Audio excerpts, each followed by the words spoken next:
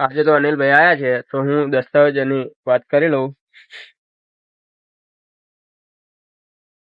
તમે આ મહેમાન ને બંને જમીન જુઓ ત્યાં સુધી હું આવું, મારે એક કામ છે. વાંધો નહીં.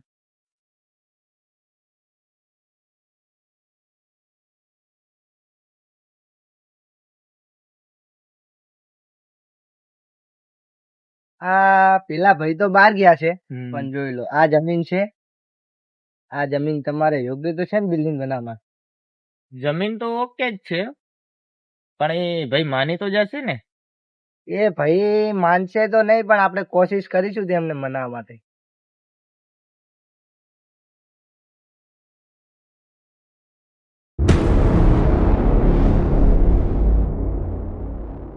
અનિલભાઈ જરા સાઈડમાં આવજો, એક વાત કરવી છે. બોલો ને, શું વાત હતી? આપણે જે બાના નામે જમીન છે એ મારા નામે કરવાની છે. એવું છે એમ? તો આપણે હું વકીલને વાત કરી દઉં. વકીલ કહે છે એમ તમારે કરવું પડશે.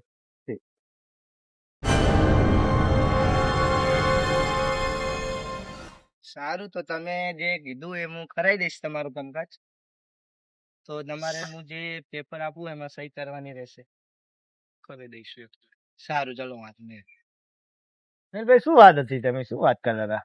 કાંઈ નહીં, બસ એ થોડું જમીનનું હતું, અને જે જમીન આપણે વાત કરતા હતા ને કે જમીનમાં બિલ્ડિંગ બનાવવાની વાત જે થઈ જશે, કેમ કે એ ભાઈને થોડું કામ છે જમીનમાં દસ્તાવેજનું, એટલે હું દસ્તાવેજમાં એમની સહી કરાવી અને દસ્તાવેજ મારા નામ કરાવી દઈશ. જમીન તો ઓકે થઈ જશે ને પછી? આ જમીન તો થઈ જશે, એનો તો કોઈ સવાલ નથી.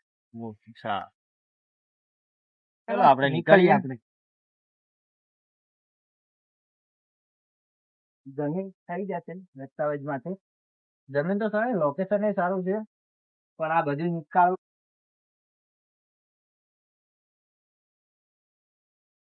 સારું, ચલો નવીનભાઈ, અમે નીકળીએ છીએ અને પછી આવીશું. એટલે પેલી વાત જે તમે કરી એ થઈ જશે તમારું કામકાજ. હું તમને કાલે કરું છું. ઓકે, ચાલો મળીએ.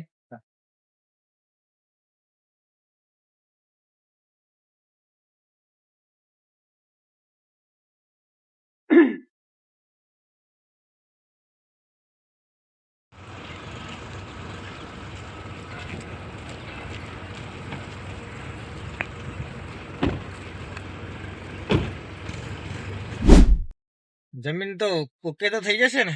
ઓકે તો થઈ જશે, વાંધો નહીં, પણ તમારે મને એડવાન્સ આપવાનું રહેશે. એડવાન્સ આપવાનું રહેશે? વાંધો નહીં, 2 દિવસમાં કરી દઈશું આપણે એડવાન્સ. તમે જેવો મને એડવાન્સ આપશો એટલે હું એમાંથી થોડો ખર્ચ ઉઠાવી અને જમીનના કાગળિયા દસ્તાવેજ કરાવી દઈશ અને પછી એમને તમારા નામે ટ્રાન્સફર કરાવી દઈશ. વાંધો નહીં, તો આપણે 2 દિવસમાં આપી દઈએ. સારું, ચલો વાંધો નહીં, તો મળીએ પછી આપણે. ઓકે. પછી 2 દિવસ પછી. સારું, ચલો.